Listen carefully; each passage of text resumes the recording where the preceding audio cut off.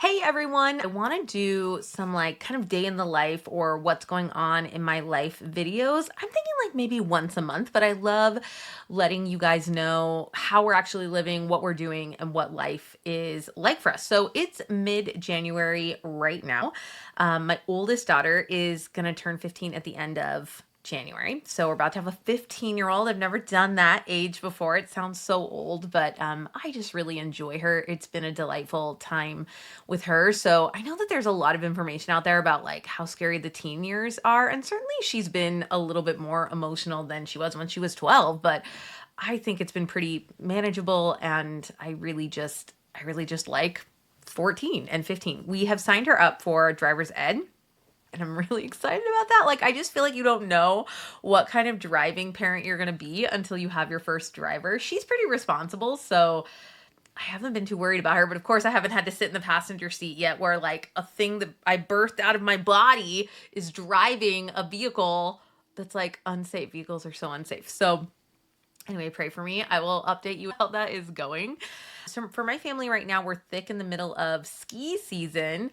I grew up pretty poor in Vancouver, Washington. That's where I grew up, which is about 40 minutes outside of Portland, Oregon. So most of you guys know where Portland, Oregon is. If you cross this really big river and move into Washington, that's where Vancouver is. And we didn't really get that much snow and we didn't have money for skiing. But here where I live, we live near this mountain called Schweitzer. It's a very nice ski mountain. And they say that it has I think a Swedish feel to it where when you're at the top of the mountain, you can see the water in the lake. Something about that. I'm not into skiing, so I don't know. But the ski company has a really good deal for homeschool kids. So they have a really good deal for homeschool kids. And so my kids all get to ski. They get lessons and gear and a season pass for I think 300, 325, something like that. And so they get to do that. Plus they get to see all their friends because all the homeschoolers are doing it. And it's my husband who takes them up to do that. And this is the first year my little guy, Peter, is skiing. So all six of them are skiing this year, which is wild. I had thought that I might learn this year too, since normally I've been staying home with the little guys. And this is the first year they're all going. But I don't know. I just prayed about it and I didn't feel like it was the year. I might do it next year. I don't like being cold or wet or going fast. So pretty much everything about skiing is not appealing to me, but I do feel like it's a big part of our family culture and I feel like I should at least know how to ski. So I think I'm going to probably try to do that next year. But I won't buy a season pass. I'll just buy the one day one and go and check it out. So our life really changes as soon as it starts snowing and the mountain is open. And then my two kiddos that go to school, their school, which is amazing, skis. The whole school skis on Monday. So my husband skis with the little guys. And they're not the littlest ones. Number 4 and 5.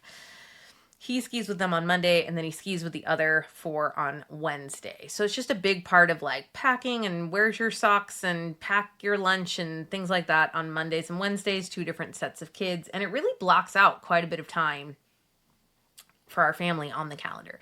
And then on Mondays, I'm teaching classical conversations. I teach the 6-year-olds and my 3 girls are doing classical conversations. This is our first year doing that. I'm sure I'll make a video about that at some point just to give my thoughts about it. In general, I'm much more of an unschooler, but they really wanted to try it. They had some friends that were doing it. And so I said, fine, we could try it, which is kind of the unschooling way, by the way. The unschooling way is following what the children want. And if your children want traditional, classical, rigorous school, you go, all right, we can do that. But they know it's not my jam, but I'm willing to let them do it. The way that classical conversations work is the parent has to be there. And as soon as I found out that, I was like, well, I might as well be teaching. So I love 6-year-olds. And I'm really good at being a Mary Poppins teacher for 3 hours. And then it's gone. But I can muster the energy to be very sing-songy and do that, and then I'm done. But I don't really have any interest in teaching kids older than that. I really like the 6-year-olds. We sing songs, we play games. It's fantastic. So I'm all day Monday doing co-op, and then my husband's with 2 of the boys on the mountain. And then on Tuesdays, I have a couple group coaching calls. I meet with my team, and then I have a break where I try to walk a little bit, but sometimes I'm tired. And then I pick up the 2 schoolboys with my 3rd boy and we go to religious education and I teach atrium there. If you know what the Catechesis of the Good Shepherd program is, I'm certified to teach that. And so I teach the 3 to 6-year-olds on Tuesdays while my boys go to whichever class they're supposed to go to. 2 of our boys are going to make First Communion this year. So I'm really excited about that. That's Tuesdays. So then on Wednesdays, everybody now is gone because the 2 boys are at school and the other 4 kids are on the mountain. So that has actually been new for me, that I have this like quiet day, 4 or 5 hours by myself at home. So I've either been filming or reading or cleaning. I'm not sure. I'm still kind of playing it out what I want to be doing on those days. And then on Thursdays, a couple more group calls, and I take my daughter to work. My almost 15-year-old, she works at a teriyaki place that's run by this Christian woman. It's amazing. And this Christian woman gathers all the kids and they pray before every shift. So all the kids are Christians, a lot of homeschoolers. It's just amazing. I'll tell the story someday about how we got that job because it was just the Holy Spirit. But yeah, she's been loving it, and she works 6 hours on Thursdays and Fridays. So it's 6 minutes away. I drive her, I drop her off, and I pick her up. And that's just been really good. It's just been really fruitful. She's made some good friends there. And we've had a lot of really interesting conversations because I think all the kids are Protestant. I think she's the only Catholic kid there. It's really opened up some really interesting conversations about what they believe versus what we believe. And I think my kids, without any negativity from me, felt like defensive against Protestants. And so I've really had to be like, nope, we love the Protestants. Like, we are friends. You don't need to be worried. A long time ago, my daughter was like, what if there are Protestants there? She said it like that. And I was like, why are you saying it like that? Like, what are you worried about? She was like, some of them could be divorced like that. And I was like, okay, hold on. I was like, first of all, being Protestant doesn't mean that you're divorced. Like, one time I probably said something like, and in general, maybe Protestants have a higher rate of divorce. I don't even think I would have said that because it's not true. Theirs is the same as ours. It's just pretty much 50% across the board, no matter what religion you're part of, which I think is really interesting. Maybe it's, you know what it is? That's what it is. It's because my mom is Protestant and she's been married 3 times. So I probably told the kids that about my mom. And then they probably inferred something about how Protestants get divorced. And then it said it in that scandalous voice. So funny. Anyway, so it's been a really great experience for her, and I've been really enjoying that. I do a lot of puzzles in the winter. I really like 1,000-piece puzzles that are difficult, which means the same image appears multiple times in the puzzle. So you're like building something, but you don't know which one it is because it appears multiple times, or there's a lot of solid color going on, and you're like, I don't know how I'm going to figure that out. I really like the ones that stretch my brain, which is crazy, but I do really like it. I drink a lot of tea. Anyone who's followed me anywhere knows that I really love Republic of Tea. And I have a bunch of different kinds. And so it feels like this special ritual for me to be like, ooh, what kind of tea am I going to drink? And then I put a scoop of chocolate equipped protein powder in my mint tea to make like peppermint hot chocolate. And I love chocolate equipped protein powder because it's just beef and cocoa powder and stevia. That's all that's in it. You have to have a milk frother to mix it. Like, you can't mix it with a fork, then it's clumpy. But if you have a milk frother, I froth it, and then it's just like a protein hot chocolate. And I put it in mint tea. It's amazing. I just think everyone and their mom should drink that, especially women. They're like, you should eat more protein. And you're like, but how? This is how. It's just been a really delightful way to tackle that. So I've been drinking a lot of that as it's cold. I've been taking a lot of baths. I've been trying. I haven't figured it out, but I'll let you know when I do. I've been trying to make my own bubble bath, because I really like Dr. Teal's because it makes really frothy bubbles. But you can tell that the scents are synthetic, and I don't love that. I use them, okay? It's fine. We're just in that place right now where I just buy it and use it. But I want to recreate my own, and I went to AI and was like, hey, help me make bubble bath, and it recommended something. But then the bubbles weren't very big and bubbly, to which I told it. I was like, I've done it 2 times now, and the bubbles weren't great. And it was like, yeah, that's true. That doesn't make great bubbles. I'm like, but then why did you tell me that? It's fine. The robots are still working themselves out.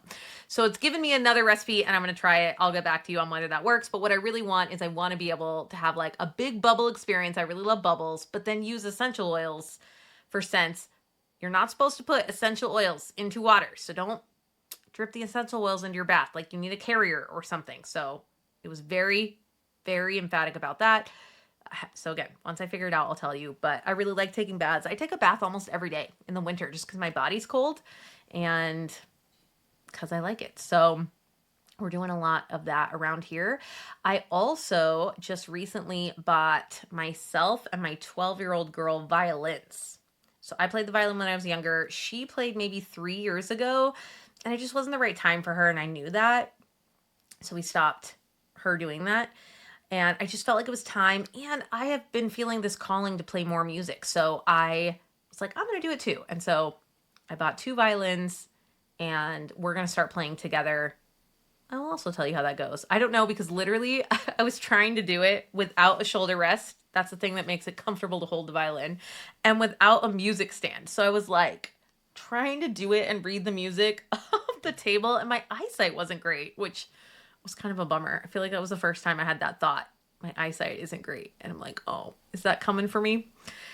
So tomorrow, I think tomorrow, the shoulder rest and the music stand is going to come. And then I will like comfortably hold the violin and be able to look at music in front of me. And I will let you know how it goes. Maybe I'll play for you guys, which will make me want to die. But it's a good challenge to stretch myself, to make myself practice. So 2 of my girls know how to play piano, but they're not actively taking lessons and learning right now. And my husband and all 3 girls sing in our choir.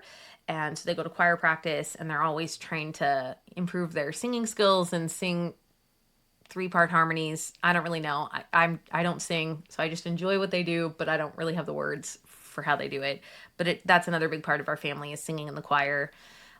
Which is a big sacrifice because my husband and the girls are in the choir and I sit by myself in the pew with the 3 boys. And I don't mind. They're actually better now. I mean, it took 6 years. Okay, it took 6 years for me to be able to say that. It was rough for 6 years, but now they mostly sit, mostly still, and mostly quiet. But like, I just kind of miss all being together in the family, as a family in the pew. And so that is just a little bit of a sacrifice. I have been doing some exercises to repair my diastasis recti. So when you have a lot of babies, your stomach muscles separate. And even though my baby is 6, I'm like, I could feel that it was still separated. So I've been doing the exercises to fix that. I've been using the ones from Dr. Betsy. She's Catholic and she had like a 6-week ab repair thing. She had twins. Dr. Betsy, I bet if you just type in Dr. Betsy 6-week ab challenge, you could find her. But they're really simple, and I've been doing that and feeling stronger. I'm going to Florida in February, and I haven't traveled in a while. For a while there, I was offering a business retreat every year, and we just didn't do one last year. So it feels like it's been a long time. But I get moms together who have pretty well-established businesses, and we just mastermind and pray, and we usually go to some beautiful shrine.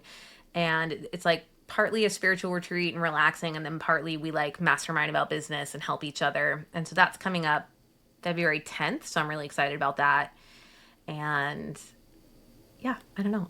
It'll be like in Florida. We're going to, do they pronounce it St. Augustine? So Catholics, I feel like we say Augustine, but I feel like for the city, they say Augustine. And there's a shrine there. And so I'm really excited. I've never been there before and it looks really beautiful.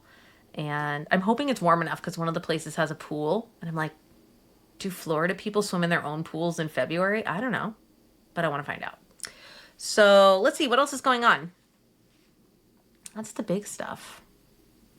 Daughter about to drive soon, ski season, and then just making it through. I mean, we all feel a little cooped up. The snow has been really lame here in our yard. So if the snow is fun, the boys play outside a lot. But if we get a little bit of snow and then it rains a lot, then they don't. We're like cooped up and everyone's on top of each other. And that's just rough. And I like to share that because I think there are some things like that that are true for everyone, but you think it's just you. And I'm like, no, everyone with crummy weather and dark days, where there isn't a lot of light, feels a little bit batty. But, it's going to get brighter and it's going to come around. So, all right, ask me any questions below if you want to know more about how I live. I'm happy to answer questions. I'm pretty transparent about things.